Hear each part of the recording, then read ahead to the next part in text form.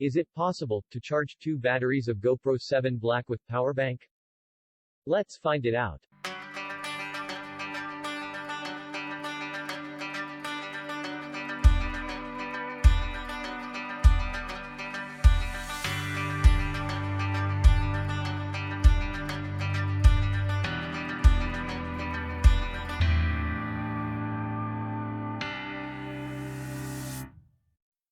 Hello my friends.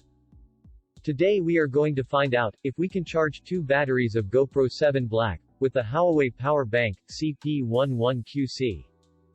This power bank has 10,000 mAh battery and the output is 2 amperes. The capacity of GoPro batteries are 1220 milliamps. Let's start. It took almost 1 hour to fully charge one battery at 100%. We managed to fully charge both batteries and the power bank was half empty. So a 10,000 power bank can give you almost 6 to 7 recharges. Not bad for a €20 power bank.